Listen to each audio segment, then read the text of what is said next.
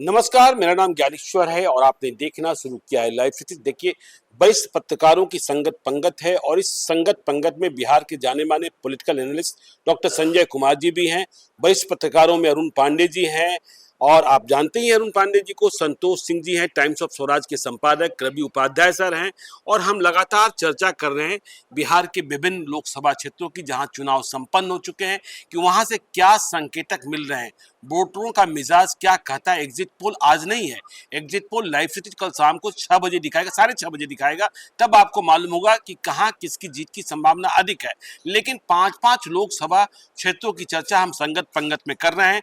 तो सबसे पहले इस संगत पंगत में शुरुआत करते हैं हम झंझारपुर लोकसभा क्षेत्र से, जहां चुनाव अभी हम चर्चा कर रहे थे इसके पहले की वीडियो में, तो संतोष सिंह ने कई बातें कही थी। तो झंझारपुर में रामप्रीत मंडल जेडीयू के प्रत्याशी, क्या क्या नहीं कहा जा रहा था, उन्हें लोग इतना सुना रहे थे पूछिए मत। लेकिन यह सीट गई वीआईपी के पास और वीआईपी ने सुमन महासेठ को उम्मीदवार बनाया। पहले चर्चा हुई गुलाब यादव उम्मीदवार हो गए, गुलाब यादव उम्मीदवार नहीं हुए, उन्हें तेजस्वी यादव ने उम्मीदवार बनने से रोका, तो वहां वे बसपा से आ गए।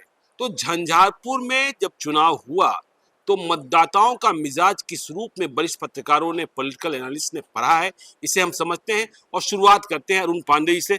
झंझारपुर को लेकर क्या खबर है? देखिए, मिथिलांचल में जो झंझारपुर की सीट है ना, जी राजनीतिक दृष्टि से तो झंझारपुर बड़ा पहले से भी चर्चित जी रहा है। और रामप्रीत मंडल वहाँ सिटिंग एमपी हैं। सभी अन्य विधायक सांसदों की तरह उनके खिलाफ भी एंटी इनकम्बेंसी फैक्टर थे। जी अब इस चुनाव में टिकट मिला और वो सीट आपने अपनी चर्चा में बताई भी कि सुमन कुमार महासेठ जी को अंततः वो फिर वहाँ वीआईपी ने कैंडिडेट बनाया। गुलाब यादव के बारे में आपने, वो दूसरी सीट थी जहाँ राजद ने बुलडोज किया तेजस्वी ने, एक तो पूर्णिया में पप्पू यादव को, और उसके बाद वो गुलाब यादव ने मधुबनी की राजनीति में अपनी एक जमीन बना रखी है। पत्नी को एमएलसी बनवा दिया, बेटी को जिला परिषद के अध्यक्ष, और खुद भी एक पहचान है, कभी लालू प्रसाद जी के बड़ी करीब थे वो। अब वो जब कहीं कटता हो जाती है बहुत निकटता में, तो वही हुआ कि टिकट उन्होंने खुद फेसबुक पर डाल दिया था। गुलाब यादव रोड शो कर लिया था, कैंडिडेट हो गए, नहीं हो पाए, लेकिन लड़े। तो वहाँ तिकोनी लड़ाई हो गई। अब उस तिकोनी लड़ाई में गुलाब यादव ने जो कुछ वोट हासिल किया है वो नुकसान हुआ सीधा ही सुमन महासेठ को। तो इसके कारण अपर हैंड है वहाँ रामप्रीत मंडल की, यही खबर है। चलिए, तो रामप्रीत मंडल को अपर हैंड है। संतोष जी, आप क्या मानते हैं झंझारपुर? देखिए, झंझारपुर नीतीश कुमार का जो है ना लेबोरेटरी रहा है। अति पिछड़ों का जो है ना, जब कभी बात होती है, राजनीति होती है, तो माना जाता है। और वहाँ सारे जो बड़े अति पिछड़ा की राजनीति करने वाले लोग हुए हैं। जब संकट में कर्पूरी ठाकुर आए थे तो वो भी उधरे भाग के गए थे। वहाँ एक अलग तरीके की राजनीति होती। अच्छा, पॉलिटिकली वो इलाका बहुत ही ज्यादा एक अलग तरीके की राजनीतिक सोच रखने वाले। तो वहाँ गुस्सा जरूर था उम्मीदवार से, बहुत जबरदस्त गुस्सा था। लेकिन वहाँ सवाल है कि कोई विकल्प उनके पास था नहीं। और कंस्टिट्यूएंसी में अभी समझिए कि 12.5-13% करीब महिलाएं ज्यादा वोट, तो इसलिए वो लड़ाई वहाँ एक तरफा समझिए। रामप्रीत मंडल चुनाव जीत रहे हैं एक तरफा। हाँ, वहाँ कोई, क्योंकि देखिए कोई फुबत नहीं है। मुकेश सहनी को लेके हेलीकॉप्टर पे घूम रहे हैं। जब उम्मीदवारी देने की बात है तो भले गुलाब यादव को कह दिए कि सीट नहीं दी, लेकिन आप बीजेपी का संघ का आदमी है सुमन महासेठ, आप उसको सीट दे रहे हैं। ये प्रयोग आप इस भाई बद्री वाले में कर लिए थे आप प्रयोग 2019 में। देखिए, शुरुआती दौर में जब ये टिकट बांटे, कुशवाहा फैक्टर को छोड़ दीजिए। कुशवाहा का मानना है कि भाई कुशवाहा बेटी या वोट जात के अलावा किसी को नहीं देता है। हम लोगों के इलाके में बहुत कुशवाहा है, प्रयोग लोग करते रहते हैं। तो उसके वजह से जो लालू यादव जी को एज दिख रहा हो, लेकिन आप सीट वाइज अगर देखिएगा उम्मीदवारों का चयन और बाकी कॉम्बिनेशन, तो आपको लगेगा कि मददें कर रहे हैं मोदी जी का। चलिए, तो आप करें रामप्रीत मंडल बिल्कुल साफ साफ। देखिए संजय जी, आप क्या मानते हैं झंझारपुर को लेकर? नहीं, देखिए, वो तो जगह रहा है ओबीसी वर्सेज ईबीसी का वो क्षेत्र रहा जी, और ईबीसी में मजबूत उसके नायक हैं नीतीश कुमार, इससे कौन इनकार कर सकता है। दूसरी तरफ लगा कि ठीक है, देवेंद्र यादव उस क्षेत्र के कद्दावर नेता हैं, उनकी नाराजगी सब लोगों ने देखी। गुलाब यादव जिनको आश्वस्त किया गया था, जहां से भी उनको आश्वासन मिला होगा, उनको किनारे कर दिया गया। तो वो सुमन महासेठ जो माई गठबंधन का लाभ वो लेते, शायद वहां तो वो मतदाता उदासीन हो गए, जबकि बाकी जो मतदाता थे, वो अगड़े मतदाता हो, ईबीसी मतदाता हो, दलित मतदाता हो, वो रामप्रीत मंडल के इर्द गिर्द दिखाई पड़े। सुमन महासेठ पिछली बार तो जहां से वो लड़े थे सबको पता है कि किस ये बैकग्राउंड से वो लड़े थे। बिल्कुल। पृष्ठभूमि, चुनाव लड़ लेने से एक दिन में पृष्ठभूमि नहीं बदल जाती है और न मतदाता मन बना पाता है, वो एक परसेप्शन हो जाता है। वही परसेप्शन वहां बना रह गया और रामप्रीत मंडल को एज मिलते हुए वहां रामप्रीत मंडल को एज मिलता हुआ दिखाई पड़ा। रवि जी आप क्या मानते हैं? नहीं, निश्चित रूप से रामप्रीत मंडल में कहीं कोई इफ बट नहीं है ज्ञानेश्वर जी, वह जीतेंगे। सुमन महासेठ का सब लोग पहले जानता था किस पार्टी में भी पहले थे, पहले वो भाजपा के एमएलसी हुआ करते, तो यह तो किसी से बात छुपी नहीं है और तो उससे कोई नहीं। संजय जी ठीक कह रहे हैं, वो एक दिन में कुछ नहीं होता है, लेकिन वह वहां से रामप्रीत मंडल। चलिए देखिए, हम मुजफ्फरपुर की बात करते हैं। देखिए, उत्तर बिहार की राजधानी, राजभूषण चौधरी निषाद या अजय निषाद, क्या यहाँ खेला हुआ पता ही है।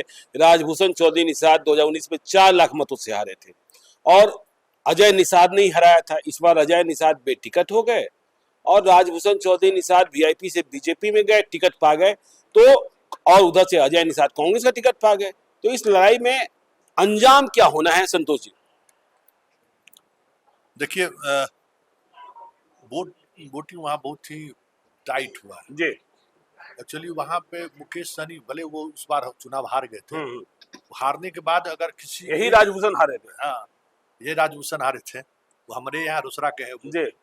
तो इस बार बदल गए। वहाँ मुकेश सहनी ग्राउंड पर बहुत काम किया, मतलब मुजफ्फरपुर में सहनियों के बीच वो चुनाव हारे और उसके बाद देखिए उपचुनाव हुआ, उसमें भी उनके उम्मीदवार खड़े हुए, तो ज्यादा उनका समय है बिहार में और वहाँ पे कार्यक्रम वगैरह भी करते। तो सहनी का वोटर मैक्सिमम वो अजय निषाद को ट्रांसफर कराने में कामयाब। लेकिन भूमियार नहीं दिया अजय निषाद को। भूमियार वोट काहे देगा उनको? मुन्ना शुक्ला के कारण कहा जा रहा है। नहीं, ऐसा थोड़ी है मुन्ना शुक्ला कहने से वोट जाकर दे देगा, ऐसा तो नहीं है, क्योंकि वो कुछ कॉम्बिनेशन होता है ना भाई। वहाँ क्यों मुन्ना शुक्ला को मान लीजिए वोट दे देगा, लेकिन किसी दूसरे को ट्रांसफर आप करा दीजिए। उतना बड़ा आप नेता तो भूमियार का नहीं है भाई। आप भूमियार को उतना बड़ा नेता रहेगा तो आप ट्रांसफर करा दीजिए, उतना तो आपको एक कंस्टिट्यूएंसी बेस में आप खुद खड़े हैं तो आपको लोग वोट देगा। तो भूमियार के वोट में कोई बहुत बड़ा डेंट लगाते हुए हमको नहीं दिखा। और बाकी वहाँ महिला कम वोट की। अच्छा, महिला वहाँ कम उस फेज में हमें लगता है कि वैशाली और मुजफ्फरपुर, जहाँ सीतामढ़ी में 13% महिला। मुजफ्फरपुर में पहले हो गया था, वैशाली में बाद हुआ। हाँ नहीं, हाँ, दोनों एक ही फेज में नहीं था। हाँ, दोनों एक फेज में, अलग अलग आबाद। तो महिलाएं थोड़ा वहाँ कम 7% करीब महिला निकली है। वो राजभूषण का नुकसान है, महिला का नहीं निकलना। नहीं तो आप क्या मानते हैं, राजभूषण को अपर हैंड है कि अजय निषाद को? बीजेपी वहाँ हार जाएगी, संभव नहीं है। संभव नहीं। चलिए, तो देखिए राजभूषण चौधरी निषाद। अरुण जी आप क्या मानते हैं मुजफ्फरपुर के बारे में? आप मुजफ्फरपुर में रहे भी है, मुझे याद है, आज से लगता है, लेकिन 30 साल पहले रहे होंगे। ये मैं कहने वाला था। एक तो ये कि मुजफ्फरपुर की जो राजनीति है ना, मैंने एलपी शाही और कैप्टन जयनारायण निषाद का वो पहला चुनाव देखा जी। तो एक बात जो अभी खुलकर नहीं बताया संतोष जी, एक तरफ भूमिहार देखिए, भूमरा डोमिनेटेड कंस्टिट्यूएंसी उसको मानी जाती है, यो आबादी के हिसाब से अति पिछड़ों की आबादी भी है वहाँ अच्छी खासी, तभी उसके बूते कैप्टन निषाद की चलती बनती रहे। अब उसके बाद ही उनके बाद अजय निषाद बने। अजय निषाद के बारे में जो भी कुछ एक परसेप्शन जनता का था, जनाक्रोश था, जो भी था, 4 से 4.5 लाख वोट से जीतने वाले कैंडिडेट को बीजेपी ने इस बार बेटिकट कर दिया। और ये बिहार में एक अद्भुत कंस्टिट्यूएंसी थी जहाँ की कैंडिडेट सेम था पिछले चुनाव में, यही दोनों कैंडिडेट के बीच में मुकाबला हुआ था। अब दल बदल गया, वो जीता था वो दूसरी पाली में था और जो हारा था वो इधर की पाली में था। अब इस मुकाबले में जो भी वहाँ का सामाजिक समीकरण है, फिर वही मैंने आपसे कहा कि प्रधानमंत्री नरेंद्र मोदी का नाम का मोर्चे, वो सब का सहारा है जो इंडिया का कैंडिडेट राजभूषण चौधरी निषाद को। हाँ, तो इस हिसाब अपर से हैंड है। अपर हैंड है। चलिए, तो मुजफ्फरपुर में बीजेपी को अपर हैंड। संजय जी आप क्या मानते हैं? बिल्कुल, मैं वो जो अरुण पांडे जी बोल रहे हैं कि क्लासिक एग्जाम्पल है मुजफ्फरपुर कि 4 लाख वोट से जीतने वाला व्यक्ति को भारतीय जनता पार्टी टिकट से वंचित कर देती है और 4 लाख से हारने वाले व्यक्ति को टिकट मिल जाता है। भाई ये तो प्रयोग ही है ना, बिल्कुल, कि पार्टी वहां जीतती है, पार्टी हारती है, व्यक्ति का कोई मतलब नहीं है। ये तो भाजपा ने साबित कर दिया। अगर वो प्रयोग स्थली ही साबित हुई और प्रयोग स्थली में बीजेपी अपने कैंडिडेट को जिताने में कामयाब हो गई। तो ये तो एक नया प्रयोग होगा कि जीत और हार का अंतर कैंडिडेट पर निर्भर नहीं करता है बल्कि पार्टी के सिंबल पर तय होता है। रह गई बात कि अगर मुकेश साहनी जी ने वहां काम किया है और साहनी वोटर अगर मजबूती के साथ अजय निषाद को वोट किए होंगे, जैसा दिखता नहीं है, इसलिए कि साहनी वोटर की सबसे ज्यादा नाराजगी थी अजय निषाद से, जो मैसेज गया था बीजेपी में। तो अगर साहनी वोटर ट्रांसफर हो गया होगा राजभूषण निषाद की तरफ से, और जो टेकन फॉर ग्रांटेड वोटर कहिए जो अपर कास्ट के वोटर थे वो तो बीजेपी को दिए। ठीक है, कुछ लोग उदासीन थे, नाराज थे, सुरेश शर्मा और अजीत शर्मा कि भाई हमको पूछा नहीं जा रहा है, लेकिन वोटर को इससे कोई मतलब नहीं होता है। अपर हैंड है वहां पर राजभूषण चौधरी निषाद जी। रवि उपाध्याय सर, आप क्या मानते हैं? नहीं, एकदम ठीक बात बोल रहे हैं संजय जी। राजभूषण निषाद ही जीतेंगे वहां से, और सबका मालिक एक नरेंद्र मोदी, तो उसमें कहीं कोई दिक्कत नहीं।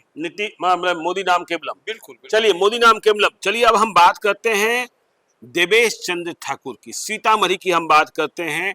सीतामढ़ी में देवेश चंद्र ठाकुर बनाम अर्जुन राय।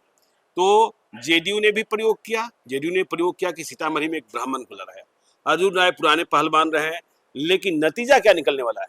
देखिए, बिहार विधान परिषद के सभापति देवेश चंद्र ठाकुर की बड़े लंबे अरसे से एक उनकी लालसा इच्छा थी कि हम कि लोकसभा का चुनाव लड़ें।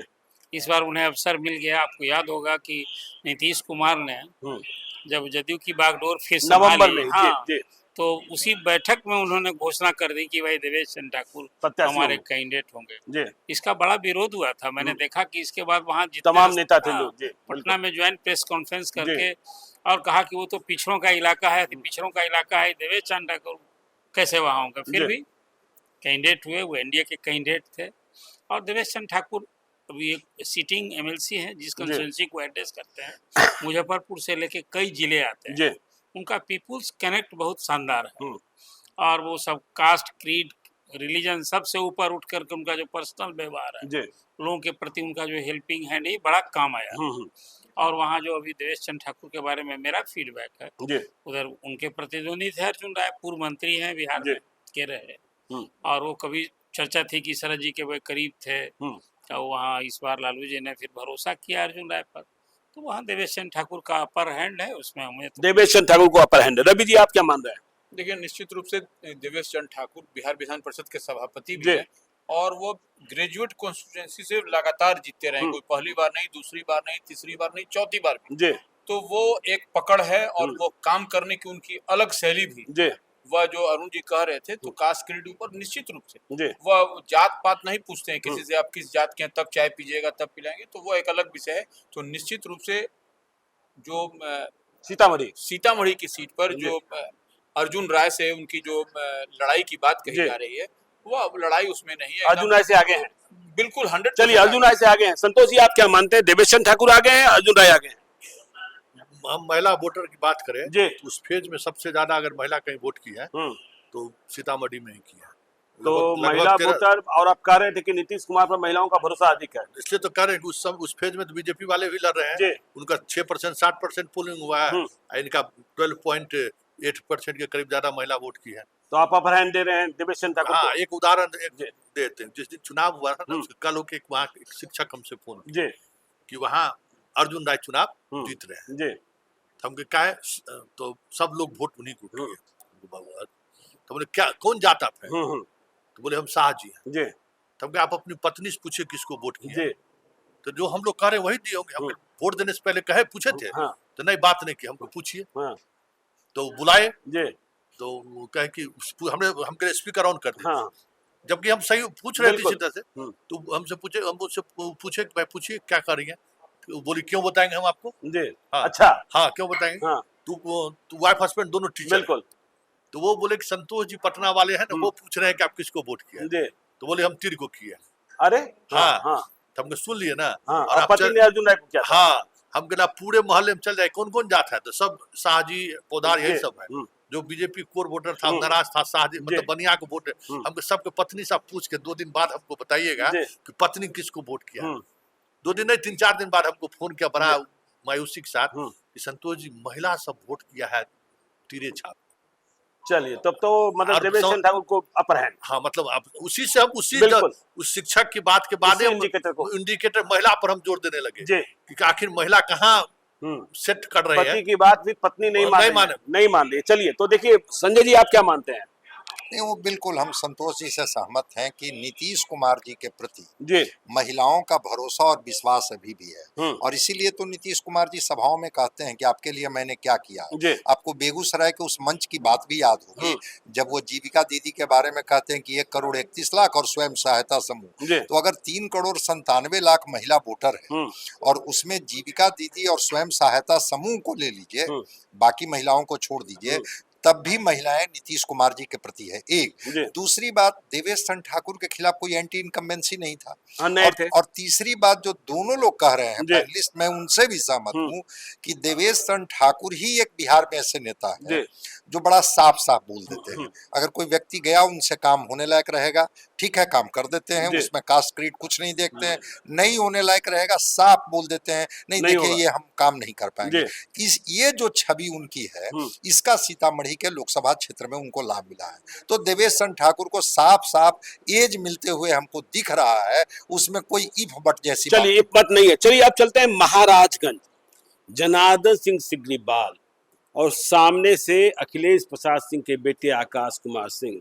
लड़ाई राजपूत बनाम राजपूत में नहीं, राजपूत बनाम भूमियार में, और छपरा का असर भी, छपरा में जो कुछ हुआ। तो सबसे ज्यादा सवाल तो लोग यही पूछते हैं कि भूमियार उम्मीदवार बनाने का फायदा मिला क्या? भूमियारों ने आकाश सिंह को वोट दिया क्या? संतोष जी आपने समझा है, मुझे जानकारी है, तो क्या खबर है आपके पास?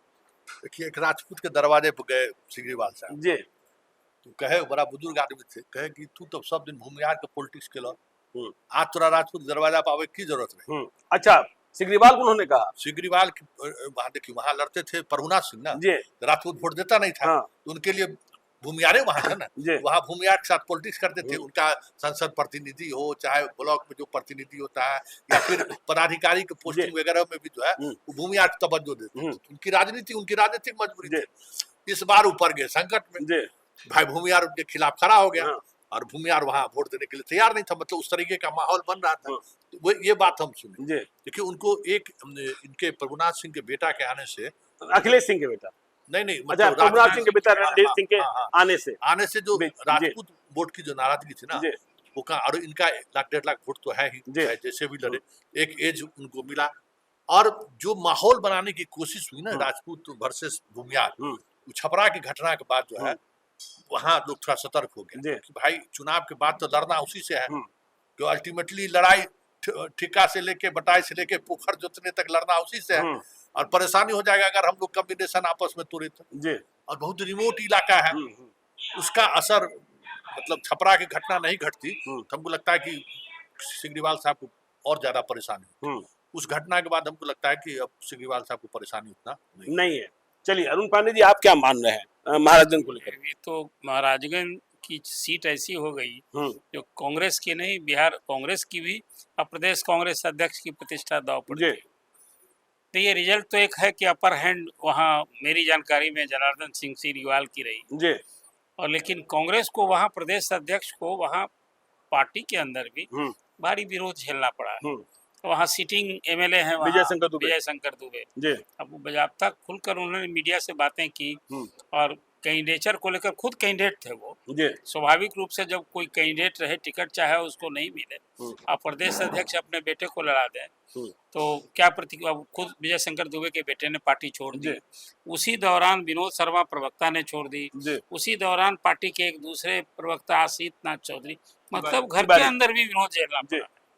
तो अब एक लिटमस टेस्ट था, जो भी खास करके पिछले चुनाव में तो आकाश लड़े थे मोतिहारी से, वीआईपी के कैंडिडेट थे, नहीं रालोसपा के कैंडिडेट। इस बार वो अखिलेश सिंह की ही प्रतिष्ठा अखिलेश प्रसाद सिंह की दाव पर लगी थी। तो महाराजगंज में एज किसे दे रहे हैं? तो एज तो मुझे खबर है कि वहाँ बीजेपी का। चलिए बीजेपी का एज है, आप क्या मान रहे हैं संजय जी? नहीं, वो सिग्रीवाल साहब का एज मिल रहा है और छपरा वाली घटना का प्रभाव वहां पड़ा। एक तो कि जो राजपूतों में भी जो थोड़ा एंटी इनकम्बेंसी था सिग्रीवाल साहब के प्रति, वो छपरा वाली घटना के बाद एक पोलराइजेशन हुआ और भूमिहार कई नेताओं को वहां टास्क दिया गया, चाहे वो डॉक्टर महाचंद्र सिंह हो, चाहे वो एक एमएलए हैं वहां से जो बीजेपी से हैं, उनको टास्क दिया गया, गोरिया कोठी वाले, कि भाई आप महाराजगंज को देखिए, अदरवाइज ये जो एनडीए जो है ये सीट फंसी हुई है।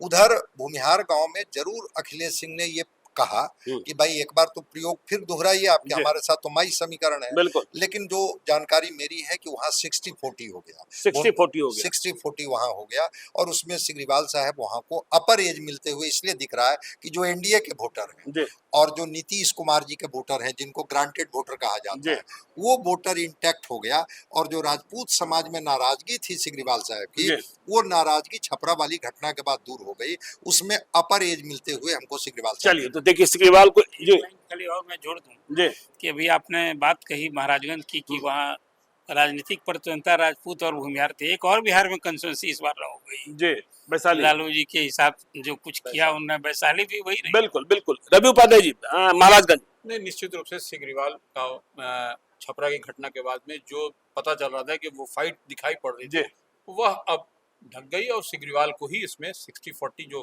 करें वही दिखाई पड़ रहा है। चलिए देखिए संगत पंगत की आखिरी सीट कटिहार, दुलालचंद गोस्वामी और उनके सामने उम्मीदवार तारिक अनवर। तो कटिहार क्या कहता है? इंडिया ब्लॉक की बहुत सारी उम्मीदें हैं, लेकिन चुनाव के 2 दिन पहले से तारिक अनवर की कंजूसी की भी बहुत खबर है। अरुण जी आपके पास क्या खबर है? देखिए बहुत भारी जद्दोजहद करके कांग्रेस ने कटिहार सीट ली थी, वो आपको याद होगा। बेगूसराय में कन्हैया कुमार को टिकट दिलाने में राहुल विफल हो गए, वो नहीं बात बनने दी। लालू प्रसाद ने कहा कि नहीं, वो सीपीआई का लेनिनग्राद है, वहाँ तो सीपीआई पिछली बार भी कन्हैया लड़े थे, इस बार सीपीआई ही लड़े।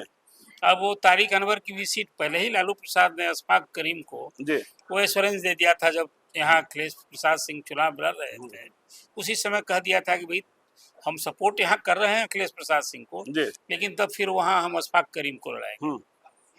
कांग्रेस ने फिर वो खुद राहुल गांधी ने इसमें हस्तक्षेप किया, सोनिया जी ने हस्तक्षेप किया और लालू जी को मानना पड़ा, तारिक अनवर कैंडिडेट बने। इस बार के चुनाव में वहाँ जो खबर आई, देखिए वहाँ हिंदू मुस्लिम वोट का पोलराइजेशन के हिसाब से होता था, मुस्लिम वोट बढ़ते भी थे। इस बार जो खबर वहाँ छनकर आई कि एक तो जो सीटिंग एमपी है दुलालचंद गोस्वामी, उसका भारी विरोध था, एंटी इनकम्बेंसी फैक्टर था। और तब इस परिस्थिति में जब चुनाव हुआ तो उसमें तारिक अनवर का इस बार वहाँ अपर हैंड है, तारिक अनवर का अपर हैंड है। चलिए देखिए कटिहार में तारिक अनवर। संतोष जी आप क्या सहमत हैं? नहीं, सहमत है। सहमत है? क्यों? इनके पास सहमति नहीं जाहिर करते। नहीं, क्यों सहमत है? नहीं, देखिए वहाँ दुलारचंद गोस्वामी कोई बड़ा चेहरा नहीं था भाई, 2019 के लहर में उनको टिकट दिए और जीत गए। तो वो आज वो एक समझिए कि बीजेपी का प्रयोगशाला रहा है, बीजेपी का परंपरागत सीट रही है वहां से। वो बीजेपी के लोग भी उस तरीके से वहां सक्रिय नहीं थे, मतलब बीजेपी का सहयोग, अशोक अग्रवाल और ये तमाम लोग नहीं, मतलब बीजेपी का वोटर भी, क्यों सीट उसका है ना वहाँ, दो जो लाइन है बीजेपी की, उसके लिए एकदम फर्टाइल भूमि है वहाँ मौका नहीं मिला है, दूसरा तो बीजेपी का सहयोग नहीं मिला है, इसलिए दुलालचंद गोस्वामी हार सकते हैं, तारिक अनवर की किस्मत खुल सकती है। किस्मत। चलिए संजय जी आप क्या मान रहे हैं? नहीं, मैं भी सहमत हूँ कि तारिक अनवर साहब को बड़ी जद्दोजहद के बाद वो कटिहार की सीट दी गई और दी गई थी तो मान करके दी गई थी कि ये सीट तो निकलेगा ही निकलेगा। रह गई बात कि जिस तरह का वहाँ मुस्लिम पॉपुलेशन है, तो अगर बीजेपी पोलराइजेशन करती तो हो सकता था कि एक मजबूत टक्कर होता। एक तो कि दुलालचंद गोस्वामी जिस तरह के एमपी हैं वो बिल्कुल अपने को अलग थलग किए हुए रहते हैं, जबकि तारिक अनवर हार जाए जीत जाए लोगों के साथ इनका जुड़ाव रहता है, वो दिल्ली में रहे, कटिहार में रहे, पटना में रहे। एक तो ये फैक्टर है। दूसरा फैक्टर ये है कि उदासीन क्यों वहां के लोग हो गए थे कटिहार के, ये बात हमें भी समझ में नहीं आई। मतलब लग ही नहीं रहा था कि वो मजबूती के साथ वहां पर अपने गठबंधन के उम्मीदवार को जिताना चाहते। तो दुलालचंद गोस्वामी के जहां लोग उदासीन थे, वहीं पर तारिक अनवर साहब कंजूसी जितनी बढ़ती हो इन्होंने चुनाव में, लेकिन इनके वोटर जो थे वो उत्साहित थे। उनको लग रहा था कि फिर एक बार तारिक साहब को हमको कटिहार से तारिक अनवर को दे रहे हैं आप? बिल्कुल तारिक अनवर। रवि उपाध्याय जी आपका फाइनल नोट? देखिए तारिक साहब के जो जीतने की बात ऐसे आ रही है ज्ञानेश्वर जी, क्योंकि जो शहर का इलाका है, जो तारकिशोर प्रसाद जिस कॉन्स्टिट्यूंसी के मालिक मुख्तार बिल्कुल, उस कॉन्स्टिट्यूंसी में जो कहा जा रहा है, जो फीडबैक तो ऐसे तो मालिक मुख्तार, हाँ, तो बीजेपी वाले हुलुक बुलुक नहीं कर रहे थे, नहीं कुछ हुलुक नहीं कर रहे थे, और वो चला भी नहीं, वो झोल झाल करने वाला की जो बात कह रहे हैं, तो वहां से शहरी इलाका से तारिक अनवर को वहां से लीड मिलता हुआ दिखाई पड़ रहा है, शहरी इलाके में भी। बिल्कुल, जो माने भाजपा का जो कोर वोटर, जो तारकिशोर प्रसाद की हम बात कर रहे हैं, तो ऐसे में जब वहीं से जब वो लीड करेंगे तो फिर तो अन्य जगह छोड़ देने की बात है। यह जानकारी तो चलिए देखिए, सभी लोग कह रहे हैं कटिहार में तारिक अनवर चुनाव जीत सकते हैं। संगत पंगत को हम यही खत्म करते हैं। आप देखते रहिए लाइव सीरीज को। यदि अब तक आपने हमारे यूट्यूब चैनल लाइव सीरीज को सब्सक्राइब नहीं किया जरूर कर लीजिएगा, और यदि इस वीडियो को आप फेसबुक पेज के माध्यम से पेज को लाइक कीजिएगा, ट्विटर पर भी हमें फॉलो कीजिए। धन्यवाद।